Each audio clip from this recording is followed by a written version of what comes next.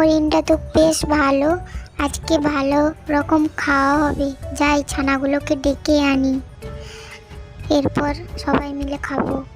এই বলে বাঘটি সেই মৃত হরিণটিকে রেখে তার ছানাগুলোকে ডাকতে যায়।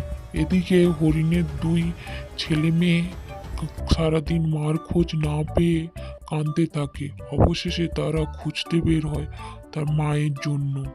দুটো বাচ্চা দূর থেকে দেখতে পায় তার মা মাটিতে পড়ে আছে কিছুটা দূরে। তারা ছুটে যায় এবং দেখে মাকে কান্নাকাটি করতে থাকে।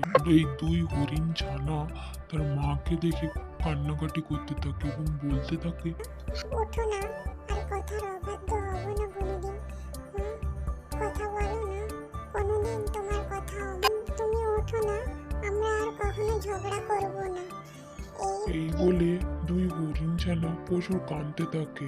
আর একদিকে বাঘের খুব গর্জন হতে থাকে।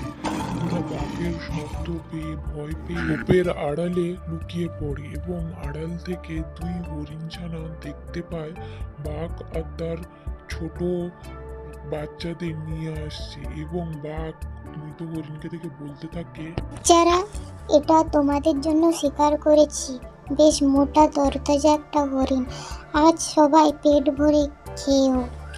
বলে বাঘের বাচ্চাগুলো ওই মৃত হরিণের মাটাকে খেতে লাগলো এবং ওই ঝোপঝাড় থেকে দেখা হরিণ বাচ্চাগুলো বলতে, আমরা যখন ছোট ছিলাম তখন এই বাঘটাই আমার বাবাকে মেরে খেয়েছিল, আজও আমার মাকে মেরে ফেললো।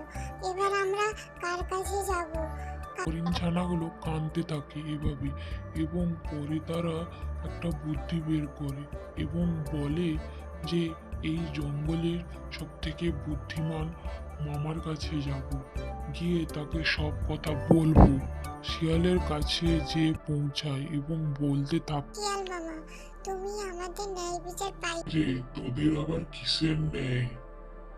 আমাকে দুষ্টু বাঘটা আমার বাবাকে মেরে খেয়ে ফেলেছিল, সেই দুষ্টু বাঘটা আবার আমার মাকে আজ মেরে ফেলেছে। তুমি এবার আমাদের ন্যায় দাও, বিচার করে দাও। ওই বাঘকে কড়া শাস্তি দিতেই হবে। এরা আমি আর কি করব? বনের রাজা সিংহের কাছে আমার কি আর দাম আছে? আমি কি তার সাথে লড়াই করতে পারবো? কিন্তু ভাগ্নেরা এটা কিন্তু একেবারে ঠিক করে না। বাঘটা তোমাদের বাবা মাকে খেয়ে ফেললো।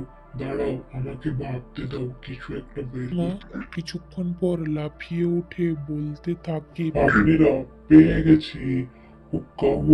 বাঘ কি পেলে শিয়াল মামা? এরা বাঘ তো অনেক শক্তিশালী, আমরা বাঘের সঙ্গে পেরে উঠবো না।